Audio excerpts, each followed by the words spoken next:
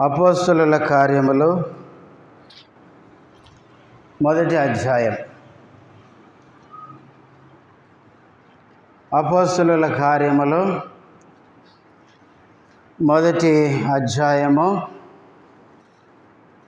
6వ వచనము నుంచి 11వ వచనం వరకు మార్చి చదువుకుందాం. కాబట్టి వారు కూడి వచ్చినప్పుడు, ప్రభువా, ఈ కాలమందు ఇశ్రాయేలునకు రాజ్యమును మరలా అనుగ్రహించెదవా అని ఆయనను అడుగగా,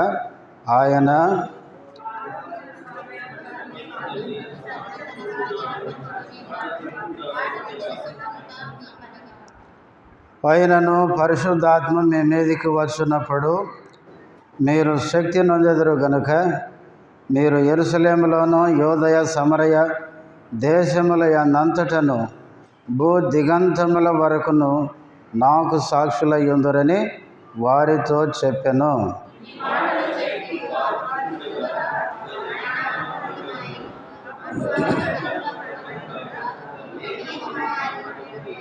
ఆయన వెళ్ళుచుండగా వారు ఆకాశం వైపు తేరు చూచుచుండిరి.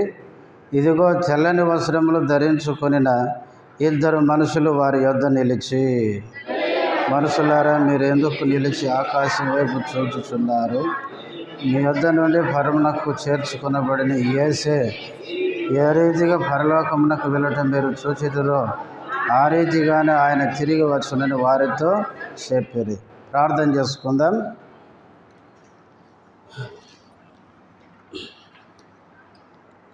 ప్రేమ కలిగిన మా తండ్రి, పరిశుద్ధుడైన దేవా, యేసుక్రీస్తు ఉన్నతమైన శ్రేష్టమైన నామములో వందనములు, స్తోత్రాలు చెల్లిస్తుంటున్నాం. ఇంతవరకు పాటలలో మీరు చేసిన సహాయముకై స్తోత్రాలు. చదవబడిన వాక్య భాగములో నుంచి మాతో మాట్లాడుతురండి. మీరు మాట్లాడే దేవుడవు. మీ స్వరాన్ని వినే చెవులు మా అందరికీ దయచేయండి. గ్రహించి లోబడే మనసు కూడా మాకు దయచేయమని, వచ్చిన బిడ్డలకై స్తోత్రాలు. ఇంకెవరైనా వస్తుంటే నడిపించమని ఈ బైబిల్ పఠనం అంతట్లో నీ సహాయం కోరుకుంటూ యేసుక్రీస్తు నామములో స్తుతించి ప్రార్థిస్తున్నాము తండ్రి, ఆమెన్.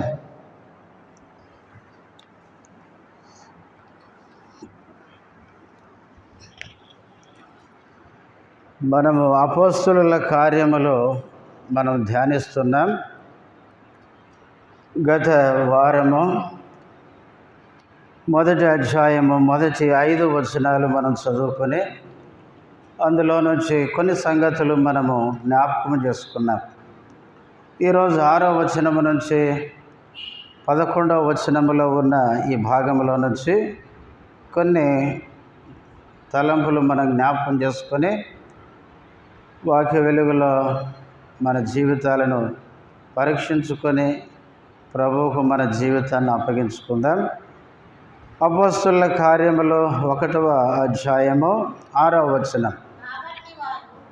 కాబట్టి వారు కూడి వచ్చినప్పుడు, ప్రభువా, ఈ కాలమందు ఇశ్రాయేలునకు రాజ్యము మరలా అనుగ్రహించెదవా అని ఆయనను అడుగగా, కొద్దిగా గమ్మ. ఇక్కడ 6వ వచనంలో కాబట్టి వారు కూడి వచ్చినప్పుడు అని చదువుతున్నాను. యేసు ప్రభు ఆయన శిష్యులు ఇక్కడ కూడి వచ్చారు. ఎక్కడికి కూడి వచ్చారు చూడండి, 12వ వచనం. అప్పుడు వారు ఒలీవల వనమనబడిన కొండ నుండి యెరూషలేమునకు తిరిగి వెళ్ళిరి. చాలమ్మ. 12వ వచనంలో ఒలీవల కొండ నుండి ఎక్కడికి వస్తున్నారు? యెరూషలేముకు వస్తున్నారు. అంటే ఇప్పుడు 6వ వచనము నుంచి 11వ వచనం వరకు ఉన్న భాగము ఎక్కడ జరిగింది? అది ఒలీవల కొండ మీద. కాబట్టి యేసు ప్రభు శిష్యులు ఒలీవల కొండ మీదకి కూడి వచ్చారు. ప్రభువు కూడా అక్కడికి, పునరుద్ధానుడైన యేసు ప్రభు వాళ్ళ దగ్గరికి చేరువచ్చాడు. ఈ ఒలీవల కొండ మీదకి యేసు ప్రభు ఆయన శిష్యులు రావడం అనేది వాళ్ళకేంటి? ఒక అలవాటు. బైబిల్లో ఒలీవల కొండ మీదకి యేసు ప్రభు శిష్యులు పలుమార్లు వచ్చినట్లు మనం చూస్తాం. చూడండి, లూకా సువార్త 21వ అధ్యాయం. లూకా సువార్త 21వ అధ్యాయము 37వ వచనం. ఆయన ప్రతిదినము పగటి యందు దేవాలయములో బోధించుచు రాత్రి వేళ ఒలీవల కొండకు వెళ్ళుచు కాలము గడుపుచుండెను. యేసుక్రీస్తు పగలంతా ఏం చేసేవాడంటే దేవాలయంలో బోధిస్తూ ఉండేవాడు. రాత్రి వేళ ఎక్కడికి పోయేవాడు? ఒలీవల కొండకు వెళ్ళేవాడు. 22వ అధ్యాయము 39వ వచనం. తర్వాత ఆయన బయలుదేరి తన వాడుక చొప్పున ఒలీవల కొండకు వెళ్ళగా శిష్యులను ఆయన వెంట వెళ్ళిరి. ఒలీవల కొండకు వెళ్ళడం ఏంటంటే వాడుక, అలవాటు. ఏదో ఎప్పుడో ఒకసారి పోయిన స్థలం కాదు అది. ఒలీవల కొండ అనేది యేసు ప్రభు ఆయన శిష్యులు అలవాటుగా వాడుకగా వెళ్ళే స్థలం అది. అందుకనే రెండవ రాకడను గూర్చిన విషయాలు కూడా యేసు ప్రభు ఈ కొండ మీదనే శిష్యులకు చెప్పినట్లు మనం చూస్తాం. చూడండి, మత్తయి సువార్త 24వ అధ్యాయం. మత్తయి సువార్త 24వ అధ్యాయము 3వ వచనం. ఆయన ఒలీవ కొండ మీద కూర్చుండి ఉన్నప్పుడు శిష్యులు ఆయన యొద్దకు ఏకాంతముగా వచ్చి, ఇవి ఎప్పుడు జరుగును?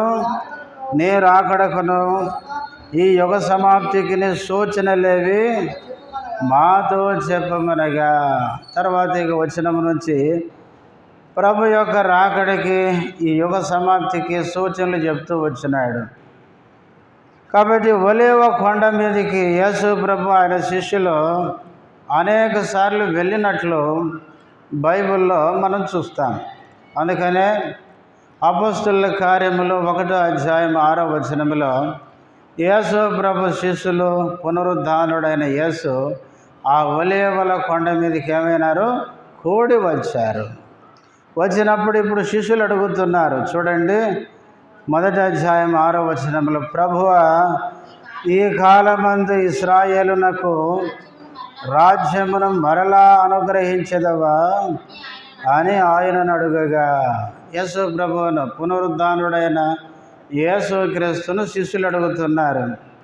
ప్రభువా, ఈ కాలమందు ఇశ్రాయేలునకు రాజ్యమును మరల అనుగ్రహించదవా? ఎందుకు అడుగుతున్నారు ఈ ప్రశ్న? ఎందుకంటే ఈ శిష్యులకి పాత నిబంధన తెలుసు. పాత నిబంధనలో ప్రవచనాలు ఉన్నాయి. యేసుక్రీస్తు ఈ లోకానికి వచ్చి ఇశ్రాయేలు ప్రజల్ని విమోచించి వారికి ఒక రాజ్యాన్ని ఆయన ఏర్పాటు చేసి క్రీస్తు రాజుగా ఉండి వాళ్ళను ఏలతాడు అనే ప్రవచనాలు ఉన్నాయి. చూడండి, యెషయా గ్రంథం 9వ అధ్యాయం. యెషయా గ్రంథం 9వ అధ్యాయము 6-7 వచనాలు. ఏలయనగా మనకు శిశువు పుట్టెను, మనకు కుమారుడు అనుగ్రహించబడెను, ఆయన భుజం మీద రాజ్యభారముండును. ఆశ్చర్యకరుడు, ఆలోచనకర్త, బలవంతుడైన దేవుడు, నిత్యుడకు తండ్రి, సమాధానకర్తయగు అధిపతి అని అతనికి పేరు పెట్టబడును. ఇది మొదలుకొని మితి లేకుండా దానికి వృద్ధియు క్షేమమును కలుగునట్లు సర్వకాలము దావీదు సింహాసనమును రాజ్యమును నియమించును. న్యాయము వలనను నీతి వలనను రాజ్యమును స్థిరపరచుటకు అతడు సింహాసనాసీనుడై రాజ్య పరిపాలన చేయును. సైన్యములకు అధిపతియగు యెహోవా ఆసక్తి కలిగి దీనిని నెరవేర్చును. ఈ 2 వచనాలు మనం గమనించాలి. 6వ వచనం మొదటి 2 లైన్లలో, ఏలయనగా మనకు శిశువు పుట్టెను, మనకు కుమారుడు అనుగ్రహించబడను. ఎవరి కుమారుడు? ప్రభు అయిన యేసుక్రీస్తు. ఇప్పుడు 7వ వచనం, కింద నుంచి 3వ లైన్ చూడండి. అతడు సింహాసనాసీనుడు ఏం చేస్తాడు? రాజ్యపాలన చేయును. ఈ శిశువు ఏం చేస్తాడంట? సింహాసనాసీనుడై రాజుగా ఇశ్రాయేలు ప్రజల మీద ఏం చేస్తాడు? పరిపాలన చేస్తాడు. తర్వాత ఇర్మియా గ్రంథం 23వ అధ్యాయం. ఇర్మియా గ్రంథం 23వ అధ్యాయం 5వ వచనం. యెహోవా ఈలాగు ఆజ్ఞ ఇచ్చుచున్నాడు, రాబోవు దినములలో నేను దావీదునకు నీతి చిగురును పుట్టించదను, అతడు రాజై పరిపాలన చేయను. చాలయ్య. ఇక్కడ కూడా ప్రవక్త అయిన ఇర్మియా ద్వారా దేవుడు సెలవిచ్చేమాట చూడండి. యెహోవా ఏలాగు ఆజ్ఞ ఇచ్చుచున్నాడు, రాబోవు దినములలో నేను దావీదునకు నీతి చిగురును పుట్టించదను. ఈ నీతి చిగురు ఎవరు? యేసుక్రీస్తే అని మనకు బాగా తెలుసు. తర్వాతనే చదువుతాం ఏమని? అతడు రాజై అని చదువుతాం. ఈ నీతి చిగురు అయిన యేసుక్రీస్తు ఏమవుతాడు? రాజై పరిపాలన చేయును. తర్వాత మీకా గ్రంథం 5వ అధ్యాయం 2వ వచనం. బెత్లెహేమ ఎఫ్రాతా యోదా వారి కుటుంబములలో నీవు స్వల్ప గ్రామమైనను నా కొరకు ఇశ్రాయేలీలను ఏలబోవాడు చాలా ఎన్నీలో నుండి వచ్చును. బెత్లెహేమ ఎఫ్రాతా నుంచి ఎవరు వస్తారంట? యేసుక్రీస్తు వస్తాడు. ఆయన వచ్చి ఏం చేస్తాడు? ఇశ్రాయేలీలను ఏం చేస్తాడంట? ఏలబోవాడు, ఏలేవాడు. ఈయన ఏలుతాడంట. కనుక ఇప్పుడు మనం చదువుకున్న వచనాలన్నీ యేసుక్రీస్తు ఈ లోకానికి వచ్చి ఏం చేస్తాడు? ఇశ్రాయేలు ప్రజల మీద రాజై వాళ్ళను రాజుగా వాళ్ళను పరిపాలన చేస్తాడని మనం చదివాం. అయితే ఇప్పుడు ఒక విషయం ఏంటంటే, యేసు ప్రభు కన్య మరియ గర్భంలో జన్మించాడు, 33.5 సంవత్సరాలు జీవించాడు, తర్వాత సిలువలో చనిపోయాడు. ఇప్పుడు తిరిగి లేచి ఇప్పుడు అపోస్తలుల కార్యంలో 1వ అధ్యాయంలో ఇంకా చివరి రోజు అదే శిష్యులు ఆ ప్రశ్న అడిగింది చివరి రోజు. ఈ మాటలన్న తర్వాత ఆరోహణమై పరలోకానికి తండ్రి కుడిపార్శ్వానికి వెళ్ళిపోతాడు. ఇప్పుడు 33.5 సంవత్సరాలు భూమి మీద ఉన్నాడు, కానీ రాజు అయినాడా? ఇశ్రాయేలు విమోచించబడ్డారా? అప్పటికి రోమీల కింద బానిసలుగా ఉన్నారు. ఇశ్రాయేలు ప్రజలు విమోచించబడలేదు. ఇశ్రాయేలు ప్రజల మీద యేసు ప్రభు రాజుగా లేదు, రాజుగా పాలన చేయలేదు. అందుకనే ఈ పాత నిబంధన లేఖనాలు ఇవే కాదు, ఇంకా చాలా ఉన్నాయి. కాబట్టి ఈ లేఖనాలన్నీ, పాత నిబంధన వచనాలన్నీ, ఆ ప్రవచనాలన్నీ కూడా యేసుప్రభు శిష్యులకు తెలుసు. అందుకే యేసుప్రభు వచ్చాడు, జీవించాడు, చనిపోయి ఇప్పుడు వెళ్ళిపోబోతున్నాడు. ఇప్పటి వరకు ఆయన రాజుగా లేదు, రాజ్యాన్ని స్థాపించలేదు. అందుకనే ఇప్పుడు వాళ్ళు అడుగుతున్నారు ఏమని? ప్రభువా, ఈ కాలమందు ఇశ్రాయేలునకు రాజ్యమును మరల అనుగ్రహించదవా అని క్వశ్చన్ ఇస్తున్నారు. ఆ ప్రశ్న యేసుప్రభుని అడిగితే ఇప్పుడు యేసుప్రభు జవాబు ఇచ్చాడు. తర్వాత వచ్చినాము, ఆయన కాలములను సమయములను తండ్రి తన స్వాధీనమందు ఉంచుకొని ఉన్నాడు, వాటిని తెలుసుకొనుట మీ పని కాదు. ఇక్కడ 7వ వచనంలో యేసు ప్రభు వాళ్ళకి ఇచ్చిన జవాబు ఏంటంటే, కాలములను సమయములను తండ్రి తన స్వాధీనమందు ఉంచుకొని ఉన్నాడు అన్నాడు. అంటే దాని అర్థం ఏంటి? నేను రాజుగా పరిపాలించే కాలము, ఆ సమయము ఎవరి స్వాధీనంలో ఉంది? తండ్రి స్వాధీనంలో ఉంది అన్నాడు. అంతేగాని అసలు నేను రాజునే గాను, ఇశ్రాయేల్ ప్రజలకు రాజ్యమే నేను ఏర్పాటు చేయను అని అనలేదు. కొంతమంది తప్పుడు బోధకులు బోధిస్తున్నారు, యూట్యూబ్లో మీరు వింటుంటారు.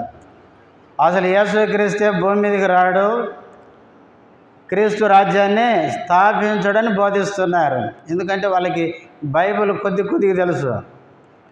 చాలామందికి బైబిల్ సంపూర్ణంగా 66 పుస్తకాల యొక్క సంపూర్ణత సరిగా వాళ్ళకి అర్థం కాదు. వాళ్ళు అలా చెప్పడానికి కూడా కొన్ని కారణాలు ఉన్నాయి.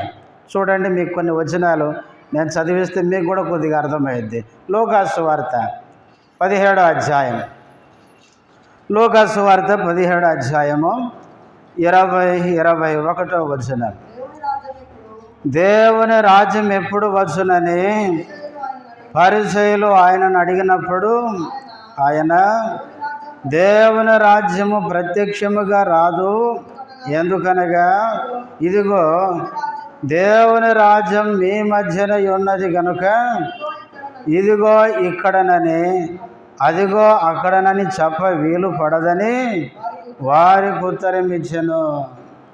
వాళ్ళు క్రీస్తు రాజ్యము లేదని చెప్పడానికి ఈ వచనాన్ని చదివిస్తారు. ఇక్కడ పరిసయ్యులు వచ్చి యేసుప్రభుని అడుగుతున్నారు, ఏమని? దేవుని రాజ్యం ఎప్పుడు వచ్చును అని అడిగినారు.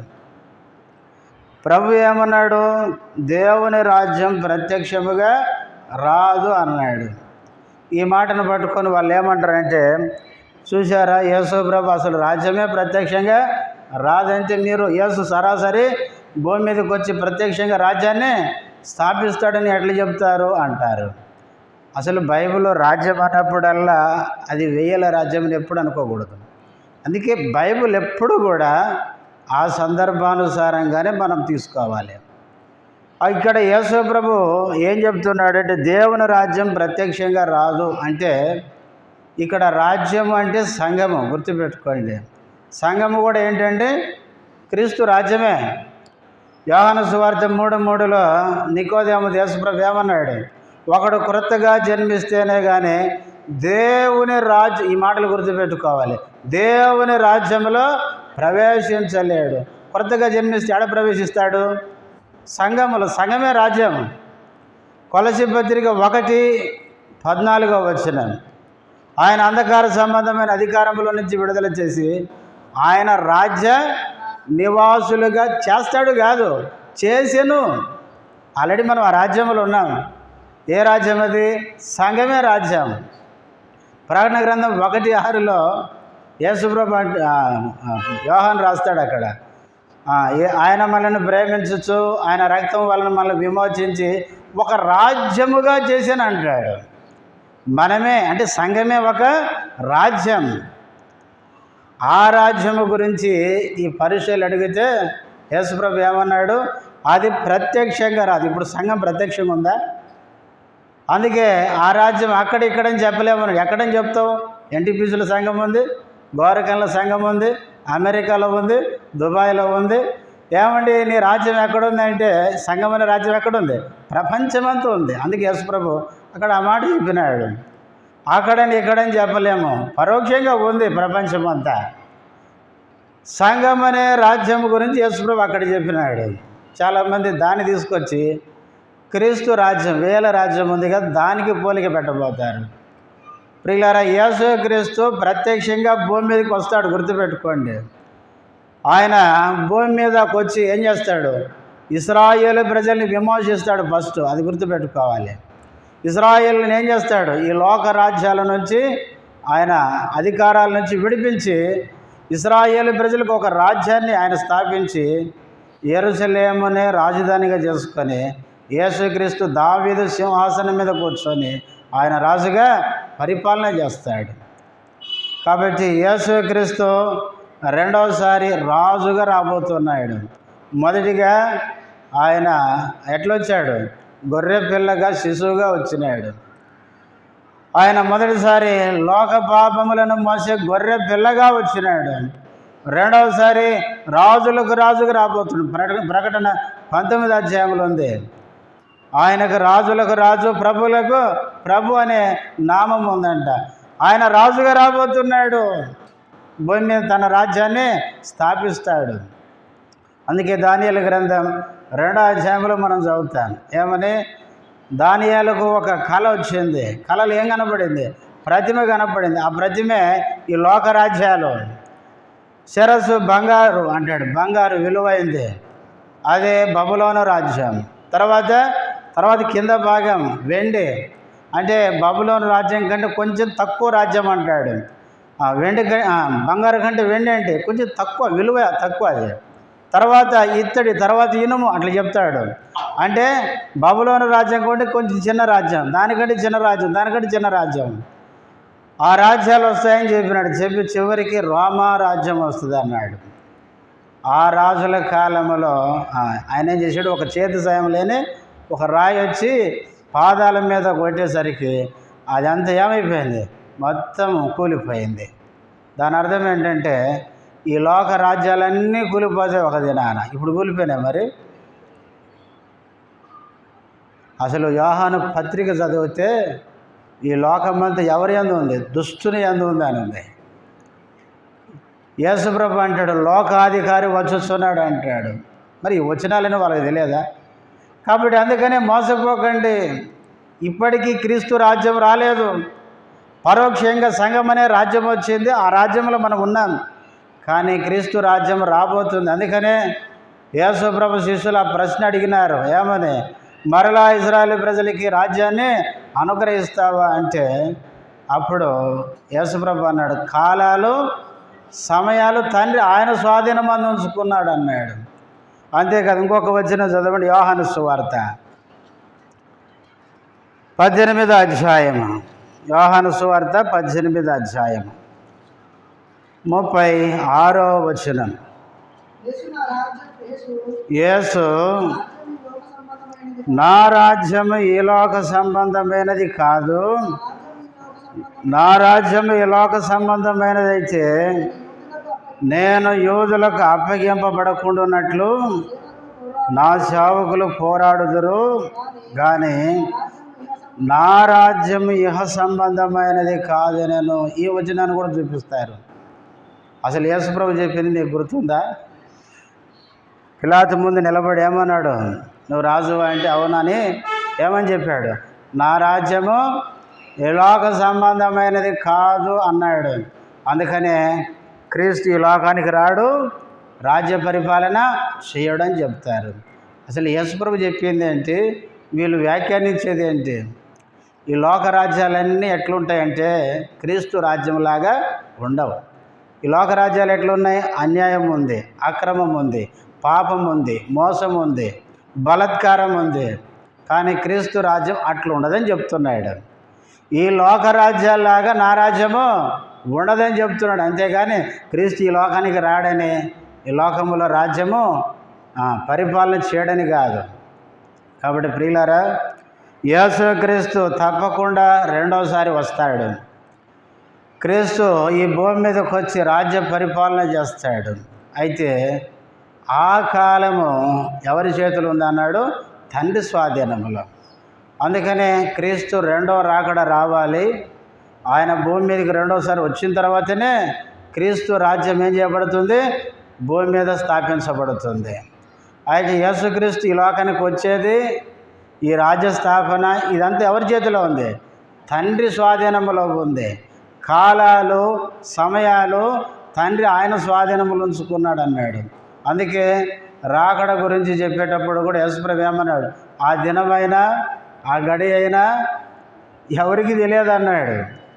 ఇంకొంచెం ముందుకెళ్ళామన్నాడు, దూతలకు తెలియదు అన్నాడు, చివరికి మనిషి కుమారుని కూడా తెలియదు అన్నాడు. చూడండి మత్తయి సువార్త 24వ అధ్యాయం, మత్తయి సువార్త 24వ అధ్యాయం 36వ వచనం.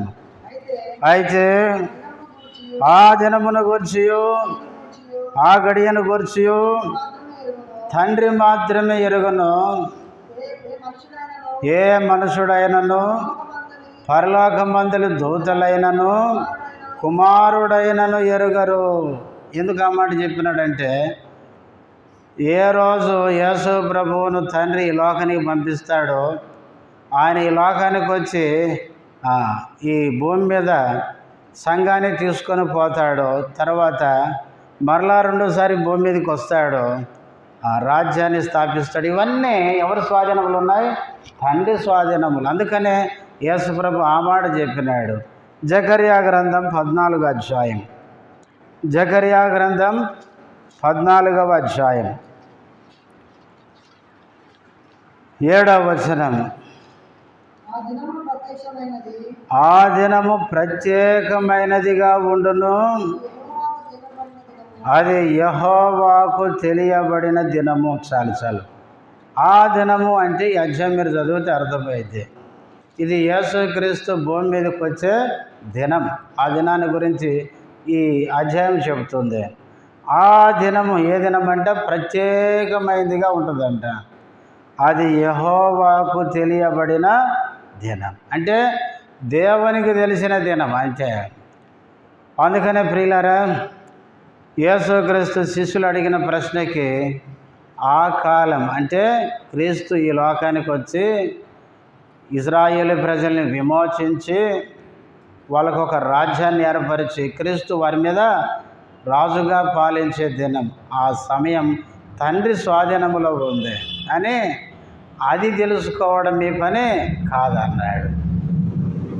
ఇప్పుడు శిష్యుల పని ఏంటో చెప్తున్నాడు. చూడండి 8వ వచనం, ఆయనను పరిశుద్ధాత్మ మీ మీదకి వచ్చినప్పుడు మీరు శక్తి నొందెదరు గనుక మీరు యెరూషలేములోను యోదయ సమరయ దేశముల యందంతటను భూదిగంతముల వరకును నాకు సాక్షులై ఉందరని వారితో చెప్పెను. ఇక్కడ 6వ వచనంలో ఇశ్రాయేలు ప్రజలకి మళ్ళా రాజ్యం అనుగ్రహిస్తావు అని వాళ్ళు ప్రశ్నించారు. 7వ వచనంలో ఆ రాజ్యము స్థాపన జరిగే కాలం తండ్రి తన స్వాధీనంలో ఉంచుకున్నాడు అని చెప్పి అది తెలుసుకోవడం మీ పని కాదు అని చెప్పి ఇప్పుడు వాళ్ళ పని ఏంటో చెప్తున్నాడు 8వ వచనంలో, ఆయనను పరిశుద్ధాత్మ మీ మీదకు వచ్చినప్పుడు మీరేం పొందుతారు? శక్తి పొందుతారు. ఆ పరిశుద్ధాత్మ శక్తి చేత, పరిశుద్ధాత్మని యొక్క బలము చేత ఏం చేయాలి? యెరూషలేము నుంచి యోదయ సమరయ భూదిగంతాల వరకు ఏం చేయాలి? వీళ్ళు క్రీస్తుని గురించి సాక్ష్యాన్ని తీసుకొని వెళ్ళాలి. మనము మొదటి దినానే చెప్పుకున్నాం. అపోస్తుల కార్యములు ఆరంభించిన దినములో అపోస్తుల కార్యములు 1వ అధ్యాయం నుంచి 7వ అధ్యాయం వరకు యెరూషలేములో సాక్ష్యం ఇచ్చారు. ఇక 8వ అధ్యాయం నుంచి 12వ అధ్యాయం వరకు యోదయ సమరయలో సాక్ష్యం ఇచ్చారు. ఇక 13వ అధ్యాయం నుంచి 28వ అధ్యాయం వరకు భూదిగంతాల వరకు సాక్ష్యాన్ని తీసుకొని పోయినారు. 8వ వచనంలో మీ పని ఏంటంటే నాకు సాక్షులుగా ఉండాలి. నేను చనిపోయి తిరిగి లేచానని నా గురించి అందరికీ ఏం చేయాలి? సాక్ష్యం చెప్పాలి. యేసు ప్రభు చెప్పినట్లే 2వ అధ్యాయంలో పరిశుద్ధాత్ముడు వారి మీదకి దిగి వచ్చాడు. అపోస్తులు ఆత్మచేత నింపబడి శక్తి చేత వాళ్ళు ఏం చేశారు? యెరూషలేము నుంచి సాక్ష్యాన్ని చెప్పుకుంటూ వెళ్ళిపోయినారు. భూదిగంతాల వరకు వెళ్ళిపోయినారు. చూడండి కొన్ని వచనాలు. 2వ అధ్యాయం అపోస్తుల కార్యములు 2వ అధ్యాయం 31-32 వచనాలు. క్రీస్తు పాతాళములో విడవబడలేదనియు ఆయన శరీరము కుళ్ళిపోలేదనియు దావీదు ముందుగా తెలుసుకొని ఆయన పునరుద్ధానమును గురించి చెప్పెను. ఈ యేసును దేవుడు లేపెను. యేసుక్రీస్తుని లేపాడు అనడానికి మేమందరము సాక్షులం. సాక్షులు చెప్తున్నారు. మీరు యేసును సిలువేశారు, ఆ యేసును దేవుడు ఏం చేశాడు? లేపాడు. క్రీస్తు లేచాడు అనడానికి మేమే సాక్షులం. 3వ అధ్యాయం ఇది అపోస్తుల కార్యములు 3వ అధ్యాయం 15వ వచనం. మీరు జీవాధిపతిని చంపితిరి కానీ దేవుడు ఆయనను మృతులలో నుండి లేపెను, అందుకు మేము ఎవరము? సాక్షులము. 4వ అధ్యాయం అపోస్తుల కార్యములు 4వ అధ్యాయం 33వ వచనం. ఇదియుగాక అపోస్తులు బహుబలముగా ప్రభు అయిన యేసు పునరుద్ధానమును గురించి చాలయ్యా పునరుద్ధానాన్ని గురించి ఏం చేశారు? సాక్ష్యం ఇచ్చారు. 5వ అధ్యాయం 5వ అధ్యాయము 30వ వచనం. మీరు మ్రానున వేలాడవేసి సంహరించిన యేసును మన పితరుల దేవుడు ఏం చేశాడు? లేపెను. ఇప్పుడు 32వ వచనం. మేమును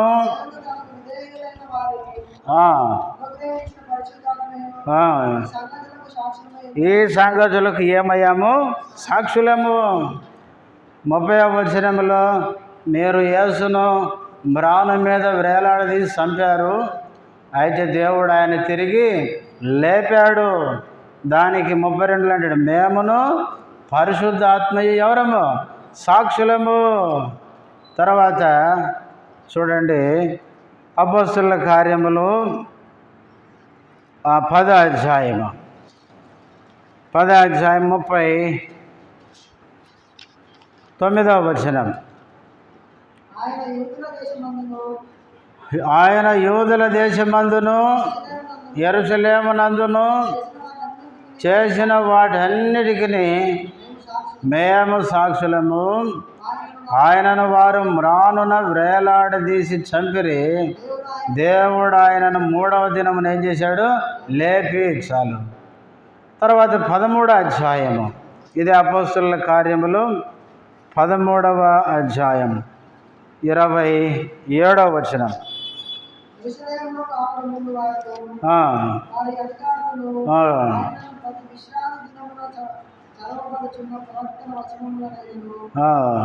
గ్రహింపక ఆయనకు శిక్ష విధించుట చేత ఆ వచనములను నెరవేర్చిరి. ఇప్పుడు చూడండి 29. వారు ఆయనను గూర్చి వ్రాయబడినవన్నీ నెరవేర్చిన తర్వాత ఆయనను మ్రాను మీద నుండి దింపి సమాధిలో పెట్టిరి. అయితే దేవుడు మృతులలో నుండి ఆయనను లేపెను. ఆయన గలిలయ నుండి యెరూషలేమునకు తనతో కూడా వచ్చిన వారికి అనేక దినములు కనబడెను. వారిప్పుడు ప్రజల ఎదుట ఆయనకు ఎట్లై ఉన్నారు? సాక్షులై ఉన్నారు.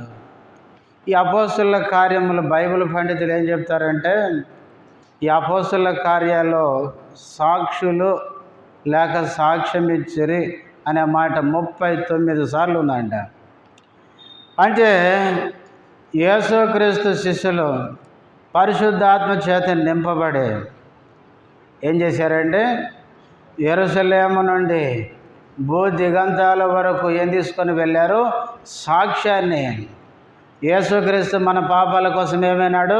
ఆయన చనిపోయాడు, ఆయన సమాధి చేయబడ్డాడు, ఆయన తిరిగి లేచాడు, ఆయన మాకు కనిపించాడు, ఆయన తిరిగి లేచాడు అనడానికి మేమే సాక్షులం అని యేసుక్రీస్తుని గురించి వాళ్ళు సాక్ష్యం ఇచ్చారు. అందుకనే ఆ సాక్ష్యం మీద అనేకులు ఏమైనారు? యేసు ప్రభువుని నమ్మి రక్షణ పొందారు. ప్రియులారా, ఆనాడు యేసుక్రీస్తు శిష్యులు యేసుక్రీస్తుకు ఎవరండి? సాక్షులు. ఈరోజు ఎవరండి సాక్షులు? మనమే ఆయనకు సాక్షులం కదా. మనమే క్రీస్తుని గురించి లోకానికి ఏం చేయాలి? ప్రకటించాలి. క్రీస్తును మనము 2 విధాలుగా ప్రకటించాలి. ఒకటి, మన జీవితమే ఒక సువార్త కావాలి. ఒక భక్తుడు అన్నాడు, ఏమన్నాడంటే, బైబిల్లో 4 సువార్తలు ఉన్నాయి, ఈ లోకంలో 5 సువార్తలు ఉన్నాయి అన్నాడు. బైబిల్ ఎన్ని సువార్తలు అంటే 4 ఉన్నాయి, అయితే ఈ లోకంలో ఎన్ని సువార్తలు ఉన్నాయి? 5 ఉన్నాయి అన్నాడు. 5వ సువార్త ఎవరంటే నువ్వే అన్నాడు. మన జీవితమే ఒక సువార్తే కావాలి. అన్యజనులు మనల్ని చూడగానే వీళ్ళ యేసు ప్రభు గొప్ప దేవుడు అని గుర్తించాలి. ఎందుకంటే ఆ దేవుని నమ్ముకున్న తర్వాత వీళ్ళ జీవితాలు మారిపోయినాయి, వీళ్ళ బ్రతుకులు మారిపోయాయి, వీళ్ళు ఒకప్పటికి ఇప్పటికీ ఎంతో మార్పు చెందారు అని మన జీవితమే అన్యజనులకు ఎట్లా ఉండాలి? సాక్ష్యం ఇవ్వాలి. అందుకనే ప్రియులారా, మొట్టమొదటిగా మన జీవితమే ఒక సువార్త పత్రికగా ఉండాలి. అందుకే యేసుప్రభు ఏమన్నాడు? నేను లోకానికి వెలుగును అన్నాడు. ఆ తర్వాత అన్నాడు, మీరే లోకానికి వెలుగు అన్నాడు. మనమే లోకానికి వెలుగును చూపించాలి. వెలుగంటే క్రీస్తు మనలో కనపడాలి. మన మాటల్లో, మన చేతల్లో, మన ప్రవర్తనలో క్రీస్తు లోకానికి కనిపించాలి. ప్రియులారా, యేసుక్రీస్తును మన జీవితం ద్వారా చూపించాలి. రెండవది, ఆ తర్వాత క్రీస్తును గురించి నోటితో ఏం చేయాలి? ప్రకటించాలి. కానీ ఈ దినాలు ఏమైపోయిందంటే, మనం క్రీస్తు గొప్ప దేవుడని ప్రకటిస్తాం, మా దేవుడు చనిపోయి తిరిగి లేచిన దేవుడని ప్రకటిస్తాం. బాగానే ఉంది, మన దేవుడు గొప్పవాడే, మన దేవుడు తిరిగి పునరుద్ధానుడే. కానీ అంత గొప్ప దేవుని నమ్మితే నీ బతికేది ఎట్లుందంటే, మన జీవితం వాళ్ళకి సాక్ష్యంగా ఉండాలి కదా. మనం గుర్తుపెట్టుకోవాలి, మనం చెప్పే సువార్త కంటే మనం జీవించే జీవితమే ఇతరుల మీద ఎక్కువ ప్రభావాన్ని చూపిస్తుంది. అందుకే భక్తుడైన పేతురు మొదటి పత్రిక 3వ అధ్యాయం 1వ వచనంలో చెప్తాడు.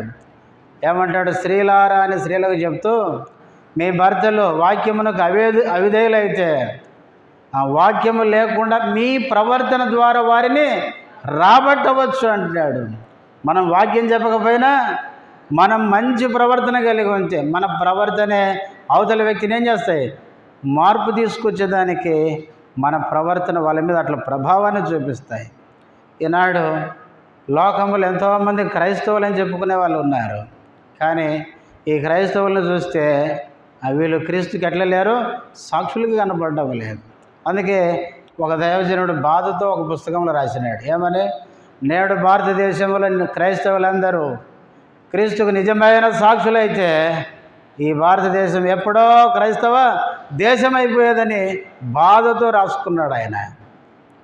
ఈనాడు క్రైస్తవులం అని చెప్పుకుంటాం మందిరంలోనే, బయటికి పోతే మనం పనిచేసే కాడ సాక్ష్యం ఉండదు, మన ఇంటి చుట్టుపక్కల సాక్ష్యం ఉండదు, మన బంధువుల దగ్గర పోతే సాక్ష్యం ఉండదు, మనకి ఎక్కడికి పోయినా కూడా ఏం లేదు, సాక్ష్యం లేదు. ప్రియులారా, మనమే సాక్షులం కాకపోతే ఇంక క్రీస్తుని గురించి చెప్పేది ఎవరు చెప్పండి? అందుకనే నీవు నేను క్రీస్తుకి ఈరోజు సాక్షులం. మనమే లోకానికి క్రీస్తును ప్రకటించాలి, మన జీవితం ద్వారా ప్రకటించాలి. మనము దేవుని వాక్యము ద్వారా, సువార్త ద్వారా క్రీస్తును లోకానికి పరిచయం చేయాలి. క్రీస్తును మనం ప్రకటించకపోతే ఒక దినాన మనం చనిపోయినప్పుడు, ప్రభు దగ్గరికి వెళ్ళినప్పుడు మనల్ని లెక్క అడుగుతాడు. అందుకే యెహెజ్కేలుతో దేవుడు అన్నాడు, నరపుత్రుడా, నిన్ను ఇశ్రాయేలు ప్రజలకు ఏం చేశాను? కావలివానిగా ఉంచాను. నేను ప్రకటించమని చెప్పిన మాటలు నువ్వు ప్రకటించకపోతే ఇశ్రాయేలు ప్రజలు ఎవరైతే చనిపోతారో వాళ్ళ ప్రాణానికి నిన్ను ఉత్తరవాదిగా ఎంచుతాను అన్నాడు. అందుకనే మన ఇంట్లో వారు, మన చుట్టుపక్కల వారు, మన బంధువులు, మన కొలీగ్స్ ఎవరైనా క్రీస్తు నమ్మకం చనిపోతే ఒక దినాన మనం ప్రభు దగ్గరికి వెళ్ళినప్పుడు వాళ్ళకు నువ్వెందుకు సువార్త చెప్పలేదు మనల్ని అడుగుతాడు. ఆదికాండం 4వ అధ్యాయంలో కయ్యను అడిగినట్టు, కయ్యను నీ తమ్ముడైనా హేబేలు ఎక్కడా అన్నాడు. అట్లాగే మనల్ని కూడా ప్రభు అడుగుతాడు, నీ తమ్ముడు ఎక్కడా, నీ తల్లి ఎక్కడా, నీ భర్త ఎక్కడా, నీ బంధువులు ఎక్కడా, నీ స్నేహితులు ఎక్కడా? నువ్వు నమ్మినావు, వాళ్ళ దగ్గరికి నేను తీసుకుపోతే నువ్వు సువార్త ఒక్క మాట చెప్పలేదు, పైపెచ్చి నీ బ్రతుకు ద్వారానే చూపించలేదు. వాళ్ళు నిన్ను చూసినా మారేవాళ్ళు కదా. కాబట్టి నేను వాళ్ళకు సువార్త చెప్పలేదు కాబట్టి వాళ్ళు నరకానికి పోవడానికి నిన్నే ఉత్తరవాదిగా ఎంచుతాడు. అందుకని ప్రియులారా, మనము ఈ భూమి మీద జీవించే కాలంలో క్రీస్తుకు సాక్షులంగా ఉండాలి. అసలు యేసు ప్రభు మనల్ని రక్షించిన వెంటనే పరలోకానికి తీసుకోవచ్చు కదా. భూమి మీద ఎందుకు ఉంచారు? మనకు 3 పూట్ల తిండి పెంచి మంచి ఆరోగ్యాన్ని ఇచ్చి కదా. భూమి మీద ఇంతకాలం ఎందుకు ఉంచాడంటే ప్రభు కొరకు కొందరినైనా మనము సంపాదిస్తామని. లోతు చూడండి, సొదొమ గొమొర్ర పట్టణాలకు పోయినాడు. పోయి ఎన్ని సంవత్సరాలు అయిందో కానీ ఆ పట్టణాన్ని నాశనం చేస్తానని అబ్రహాముతో దేవుడు చెప్పినప్పుడు అబ్రహాము దేవుని సన్నిధిలో కూర్చుండి అక్కడ 50 మంది ఉంటే అని మొదలుపెట్టినాడు. అంటే అబ్రహాం మనసులో ఏముందంటే, మా సహోదరుడు కుమారుడు లోతు అటు పోయినాడు, అక్కడ కనీసం పోయి చాలా రోజులైంది కాబట్టి ఆయన బట్టి ఎంతమంది మారి ఉంటారు, 50 మంది అయినా మారి ఉంటారు అనుకున్నాడు. తర్వాత 45, 40, 30, చివరికి 10కి వచ్చినా అక్కడ 10 మంది ఉన్నా అన్నాడు. కానీ 10 మంది కూడా ఇప్పుడు 10 మంది కూడా లేరు. అంటే సొదొమ గొమొర్రా వైపు లోతు వెళ్ళాడు. చివరికి సొదొమలో ఈయనే కలిసిపోయినాడు, కానీ వాళ్ళలో ఒక్కరు కూడా మారలేదు. అక్కడ విచిత్రం ఏంటంటే భార్య కూడా మారలేదు. భార్య ఏమైపోయింది, ఉప్పు స్తంభం అయిపోయింది. కొత్త నిబంధనలో ఏమంటాడంటే లోతు భార్యను జ్ఞాపకము చేసుకోండి. ప్రియులారా, లోతు భార్యను మనకు గుర్తు చేస్తున్నాడు. బైబిల్లో నాకు తెలిసి లోతు ఒక్కడే నీతిమంతుడు అని ఉంది. లోతు భార్య కానీ పిల్లలు కానీ, తర్వాత వాళ్ళకు కుమారులు కూడా ఉన్నట్లుంది బైబిల్లో, మీరు సరిగ్గా చదివినలేదు. కాబట్టి వాళ్ళందరూ మారు మనసు పొందలేదు. అందుకనే ప్రియులారా, లోతు కుమార్తెలు అందరూ చెడిపోయినారు. లోతు జీవితం ఆ కుటుంబం మీద ప్రభావం చూపించలేకపోయింది. కాబట్టి నీవు నేను ప్రభువుని నమ్మి మన ద్వారా కొందరన్నా మనం పరలోకానికి వెళ్ళినప్పుడు నువ్వు ఎవరి ద్వారా ప్రభువుని నమ్ముకున్నావు అంటే ఒక్కలనే చెప్పాలి. ఏమని, ఇదిగో క్రీస్తు దాసు ద్వారా నేను ప్రభువుని నమ్ముకున్నాను. లేక నీ పేరు చెప్పి మన పేరు చెప్పి ఫలానా వ్యక్తి ద్వారా నేను క్రీస్తుని నమ్మాను. కనీసం నమ్మకపోయినా పర్లేదు. నరకానికి పోయేటోళ్ళన్నా నువ్వు యేసు ప్రభువుని ఎందుకు నమ్మలేదు, నన్ను ఎందుకు నమ్మలేదంటే నాకెవరు చెప్పలేదంటే ప్రభు అనాల ఫలానా వ్యక్తినికి చెప్పినాడు లేదా అని అదైనా మనం సంపాదించుకోవాలి. కానీ ఏది మనకు లేకపోతే ప్రభు దగ్గర మనం ఎంత సిగ్గుపడతామో ఆలోచించండి. నేను ఎంతకాలం భూలోకములు ఉంచాను రక్షించి, ఒక్క ఆత్మను కూడా రక్షించలేదు అంటాడు. ఒక్క ఆత్మ రక్షించబడితే దేవునికి ఎంత సంతోషం తెలుసా? బైబిల్లో ఉంది, ఒక్క పాపి మారు మనసు పొందితే పరలోకములో దేవదూతలు ఎదుట దేవునికి ఎంతో సంతోషం అంట. కాబట్టి ప్రియులారా, బ్రతికే కొంతకాలమైనా మనం కొన్ని ఆత్మలను సంపాదించుకుందాం. పౌలు అంటాడు ఏ విధము చేతనైనా అంటాడు. పౌలు ఎక్కడికి పోయినా ముందు గమనిస్తాడు. చాలా తెలివైనడు. అపోస్తుల కార్యాలు చదువుతుంటే నాకైతే పౌలు తెలివి మహా తెలివే. ఆడికి పోయినప్పుడల్లా గమనిస్తాడు, వీళ్ళకి ఎట్లా సువార్త చెప్పాలి అదే మైండ్, వీళ్ళని ఎట్లా ప్రభు మాటలు చెప్పాలి అదే. మనం ఎక్కడికి పోతే ఏం చేస్తాం, ఇక్కడ ఏం తినాలి ఏం తాగాలి ఇదే కదా. బిర్యానీ చేసిరా లేదా, ఆ టేస్ట్గా ఉందా లేదా, ఇదే కదా అంతే. ఇదేమో ఒక పూట తింటాం అది కింద పోయింది అంతే. ఏముంది చెప్పండి. ఈ లోకంలో తినడం తాగడం ఇవన్నీ శాశ్వతం కాదు. ప్రియులారా, ఈ లోకంలో మనం ఎక్కడికి పోయినా కూడా మన మైండ్లో ఒకటి ఉండాలి. ఏమని, ఇక్కడున్న వాళ్ళలో ఒక్కరికైనా ఇద్దరికైనా నేను దేవుని గురించి చెప్పాలన్న ఆలోచన ఉండాలి. కనీసం ఎలాగైనా క్రీస్తుని గురించి చెప్పాలి. ఏదో రకంగా అవకాశం దేవుడు కల్పిస్తే ఏదో రకంగా.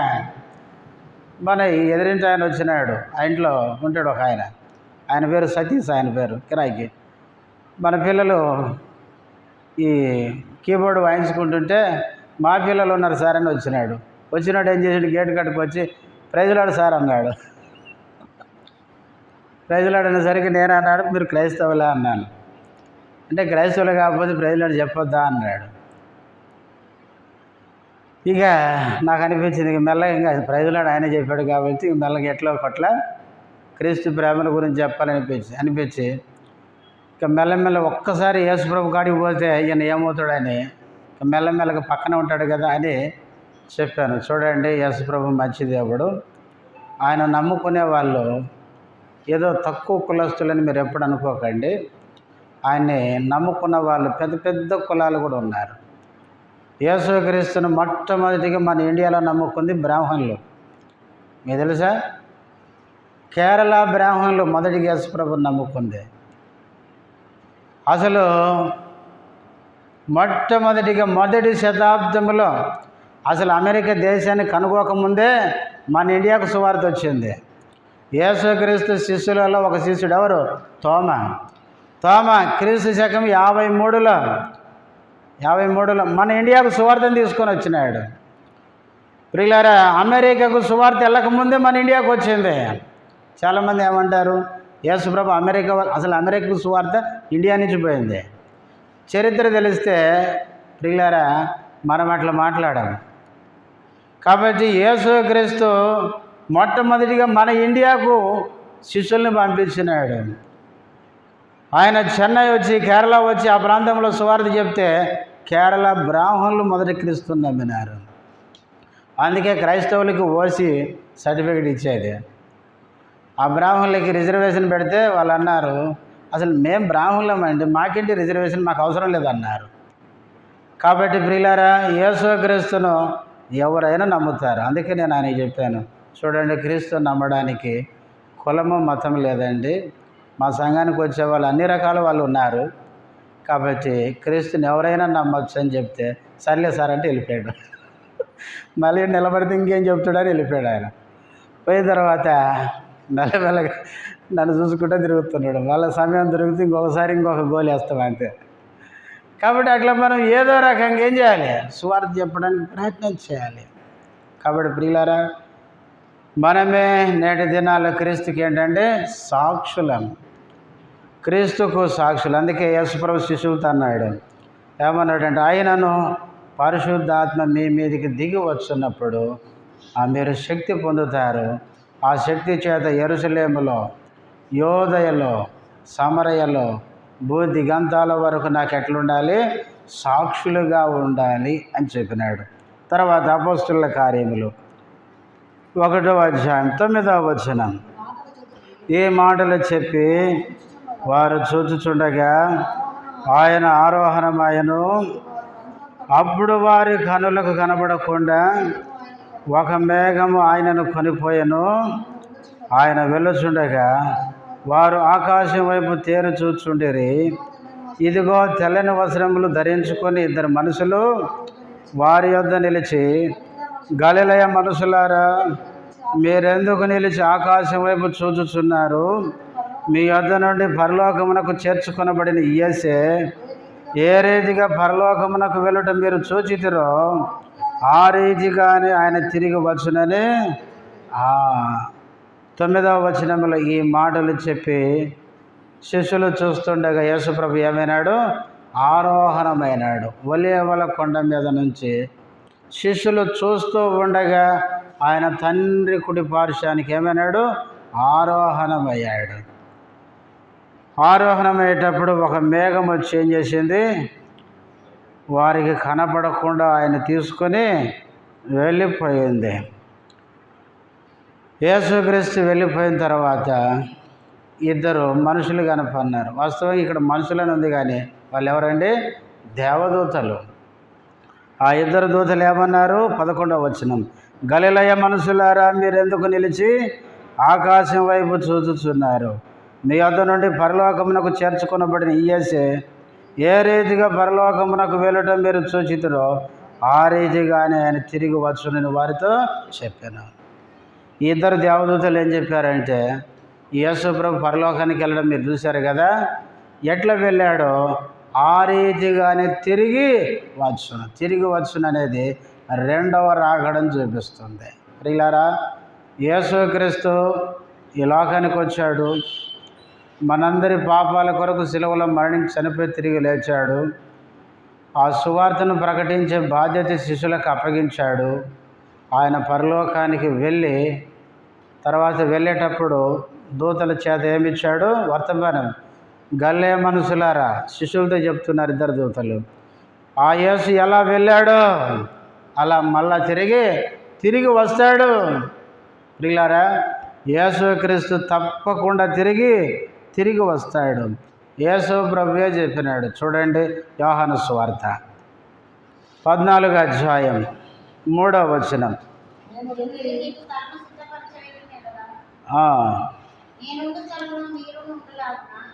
నేను వెళ్ళి మీకు స్థలము సిద్ధపరిచిన ఎడల నేనుండు స్థలములో మీరును ఉండులాగున మరలా వచ్చి నా యొద్ద నుండుటకు మిమ్మల్ని తీసుకొని పోవుదును.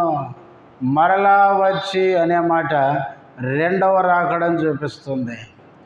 నేను వెళ్ళిపోవచ్చున్నాను అని 13వ అధ్యాయం చివరిలో చెప్తే 14వ అధ్యాయం 1వ వచనంలో వాళ్ళ హృదయాలు ఏమైనాయి? కలవరపడుతున్నాయి. వాళ్ళు దుఃఖపడుతున్నారు, బాధపడుతున్నారు. అయితే ప్రభు అన్నాడు, నేను ఎందుకు వెళ్తున్నాడంటే మీకు స్థలము సిద్ధపరచడానికి. అక్కడ సిద్ధపరిచిన తర్వాత మరలా తిరిగి వస్తాను. యేసు ప్రభు రెండవసారి తిరిగి వస్తానని చెప్పాడు. ప్రకటన గ్రంథం 1వ అధ్యాయం 7వ వచనం. ప్రకటన గ్రంథం 1వ అధ్యాయం 7వ వచనం. ఇదిగో ఆయన మేఘారూఢుడై వచ్చుచున్నాడు, ప్రతి నేత్రము ఆయనను చూచును, ఆయన పొడిచిన వారును చూచెదరు, భూజనులందరూ ఆయనను చూచి రొమ్ము కొట్టుకొందరు. అవును, ఆమెన్. ఇదిగో ఆయన మేఘారూఢుడై వచ్చుచున్నాడు. మన ప్రభు వస్తున్నాడు. ప్రకటన గ్రంథములు అయితే ఇదిగో త్వరగా వచ్చుచున్నాను అని చెప్పినాడు. మన ప్రభు త్వరగా రాబోతున్నాడు. ప్రియులారా, ప్రభు వస్తానని చెప్పాడు, తప్పకుండా వస్తాడు. రాకడకు ముందు ఏమేమి జరగాలో అవన్నీ ఏమైనాయి? ఆల్రెడీ జరిగిపోయినాయి. ఇంకా జరిగేటి ఏమి లేవు. చాలామంది ఏమనుకుంటున్నారంటే ఇంకా రాకడికి జరగాల్సినవి చాలా ఉన్నాయనుకుంటున్నారు. అసలు యేసుక్రీస్తు రాకడికి గుర్తులే లేవండి. ఎవరైనా అట్లా చెప్తే గుర్తుపెట్టుకోండి, అసలు రాకడికి గుర్తులు ఎందుకు ఉంటాయండి? యేసుప్రభు ఏమన్నాడు? దొంగ వల్లే వస్తానండి. దొంగ గుర్తులు చెప్తాడా? ఏమండి 12 గంటలకు వస్తానండి టైం చెప్తాడా? వచ్చేటప్పుడు అలారం మోగిస్తాడా? తలుపులు కొడతాడా? లేకుంటే సౌండ్ చేసుకుంటూ వస్తాడా? యేసు ప్రభు మధ్యాకాశానికి వచ్చేటప్పుడు ఏ సౌండ్ లేదు. ప్రియులారా, యేసుక్రీస్తు రాకడ మధ్యాకాశానికి వచ్చేటప్పుడు ఏ గుర్తు లేదు, గుర్తుపెట్టుకోండి. దానికి ముందు కాకపోతే కొన్ని పరిణామాలు జరుగుతాయని బైబిల్లో ఉంది. అవి ఆల్రెడీ జరిగిపోయినాయి, ఇంకా జరిగేది ఏం లేదు. ఇశ్రాయేలు ప్రజలు సొంత రాజ్యముగా ఏర్పడడం, స్వదేశానికి ఇశ్రాయేల్లో తిరిగి రావడం ఒక గుర్తు. ఆల్రెడీ వచ్చేసినారు, ఎక్కడన్నా ఉంటే పోతారు, అంతే, అయిపోయింది. తర్వాత సాతాను యొక్క రాజ్యం వాడు కూడా ప్రిపేర్ చేసుకుంటాడు. ఆల్రెడీ ప్రిపేర్ అయిపోయింది. సాతానుడు కూడా వాని రాజ్యం ప్రిపేర్ చేసుకున్నాడు. యేసుక్రీస్తు ఆకాశానికి వస్తే సంఘం ఎత్తబడుతుంది. సంఘం క్రీస్తుని కలుసుకుంటుంది. క్రీస్తు విరోధి బయలుపడతాడు. వాడు రాజుగా వచ్చి వాడే మెస్సియాని చెప్పి ఇశ్రాయేలు ప్రజలను మోసగించి 7 ఏళ్ళు నిబంధన చేసుకుంటాడు. 7 ఏళ్ళ శ్రమల కాలం అదే. కాబట్టి ఇశ్రాయేలు ప్రజలు మోసపోతారు అప్పుడు. ఎందుకంటే ప్రపంచంలో ఉన్న దేశాలన్నీ ఇజ్రాయెల్ మీదకి లేస్తాయి. బైబిల్లో ఉంది. ఇజ్రాయెల్ ప్రజలకు ఏమి లేదు, ఇంకా నెమ్మది ఉండదు. ఇప్పుడేముంది, ఇంకా భయంకరమైన దినాలు వస్తాయి. ఇజ్రాయేల్ ప్రజలకి కంటి మీద కొనుక్కుండదు, అలాంటి దినాలు వస్తాయి. అప్పుడు క్రీస్తు మధ్యాకాశానికి వస్తాడు, సంఘం వెళ్ళిపోద్ది. ఇజ్రాయెల్ ప్రజలకు నెమ్మది లేని పరిస్థితిలో ఉన్నప్పుడు అప్పుడు క్రీస్తు విరోధి వచ్చి నేనే మీ మెస్సియాని, మీకు నేను సమాధానం ఇస్తాను అని చెప్తాడు. అనేసరికి వాళ్ళు మాకు కావాల్సింది ఇప్పుడేంటి? సమాధానం అని, నువ్వే మెస్సియావని నమ్మి 7 ఏళ్ళు వాళ్ళను పాలించడానికి నిబంధన చేసుకుంటారు. దానియేలు గ్రంథంలో ఉంది. ఆ నిబంధన చేసుకున్న తర్వాత 3.5 సంవత్సరాలు మంచిగానే పాలన చేస్తాడు. ఆ తర్వాత ఏం చేస్తాడు? ఒక ప్రతిమను తెచ్చి, ఒక రోబో తెచ్చి ఎక్కడ పెడతాడు? యెరూషలేములో పెడతాడు. ఇప్పుడు అందరూ వచ్చి దానియేలు గ్రంథంలో ఆ ప్రతిమకు మొరకమన్నట్లు ఈ రోబో ఎదుట ఏం చేయమంటాడు? సాగిలపడమంటాడు. అప్పుడు ఇశ్రాయేలు ప్రజలకి కళ్ళు తెరవబడతాయి. ఏమని? ధర్మశాస్త్రంలో ఉంటుంది. ఏమని? ఏ విగ్రహానికి వారు సాగిలపడకూడదు అని.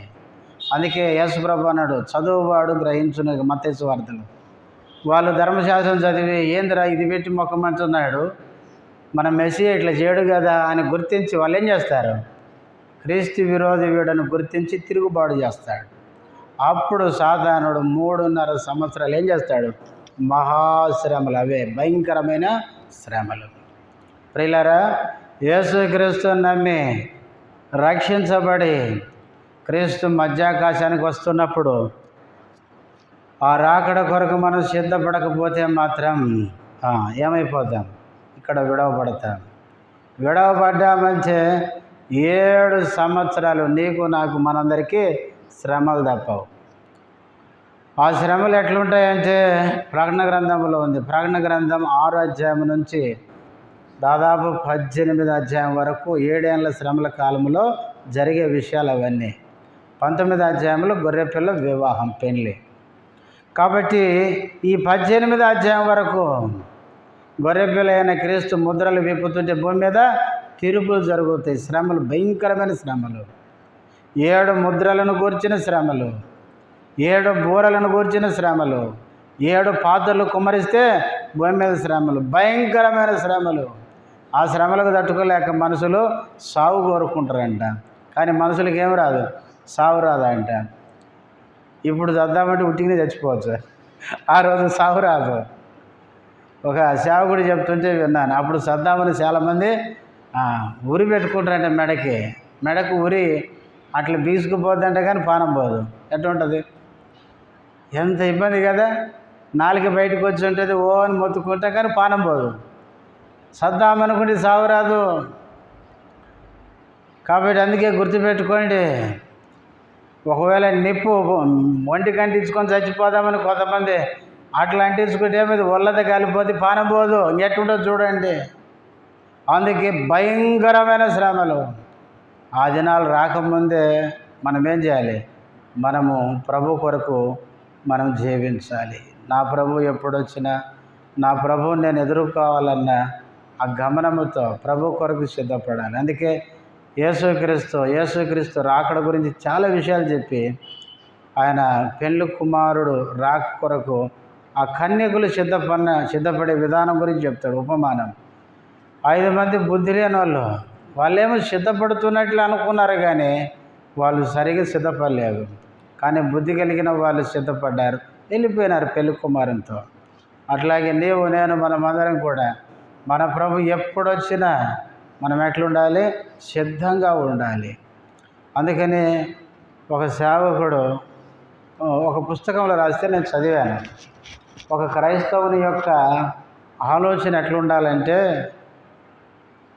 నా ప్రభు మొన్న చనిపోయినాడు, నిన్న తిరిగి లేచాడు, ఈరోజు రాబోతున్నాడు అన్నట్టుగా ఉండాలంట.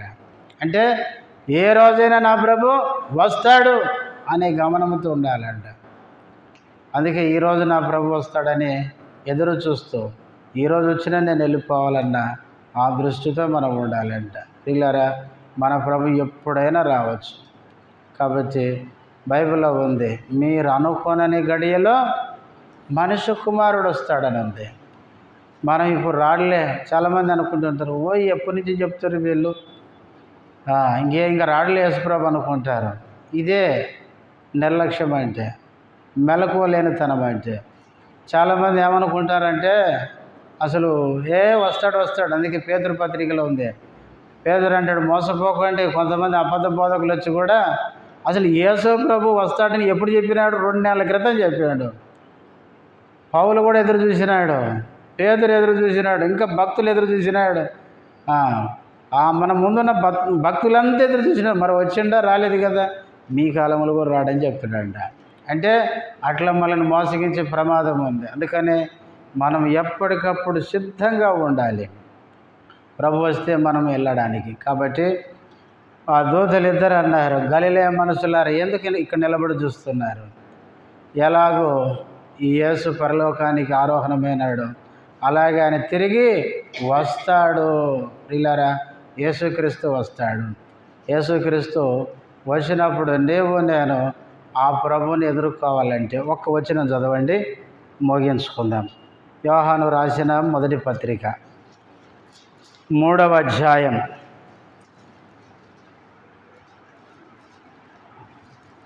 2-3 వచనాలు. ప్రియులారా, ఇప్పుడు మనము దేవుని పిల్లలమై ఉన్నాము. మనం ఇక ఏమవుదామో అది ఇంకా ప్రత్యక్షపరచబడలేదు, కానీ ఆయన ప్రత్యక్షమైనప్పుడు ఆయన ఉన్నట్లుగానే ఆయనను చూతుము గనుక ఆయనను పోలియుందుమని ఎరుగుదము. ఆయన యందు ఏ నిరీక్షణ పెట్టుకుని ప్రతి వాడును ఆయన పవిత్రుడై ఉన్నట్టుగా తను పవిత్రునుగా చేసుకొనును. 2వ వచనంలో ఏమన్నాడు మధ్యలో? ఆయన ప్రత్యక్షమైనప్పుడు అంటే వచ్చినప్పుడు అని. ఆయన ఎట్లున్నాడో మనం కూడా అట్లాగే ఆయన పోలి ఉంటాము అన్నాడు. కాబట్టి ఆయన యందు ఈ నిరీక్షణ పెట్టుకొనిన ప్రతివాడు అంటే మన ప్రభు వచ్చినప్పుడు ఆయన పోలికలో మనం ఉంటామనే నిరీక్షణ ఎవరైతే పెట్టుకుంటారో వస్తాడు ప్రభు, ఆయన పోలికలో నేను ఉంటాననే నిరీక్షణ పెట్టుకున్న వాళ్ళు ఆయన పవిత్రుడై ఉన్నట్టుగా తన్ను కూడా ఏం చేసుకుంటాడంట? పవిత్రపరచుకుంటాడు. కాబట్టి ప్రభువు పవిత్రుడు. ఆయన వచ్చినప్పుడు ఆయన కలుసుకోవాలంటే మనం కూడా పవిత్రపరచుకోవాలి. ఎప్పటికప్పుడు మన జీవితాలను సరి చేసుకొని ప్రభు కొరకు మనము సిద్ధపడాలి. మోకరించండి, ప్రార్థన చేసుకుందాం.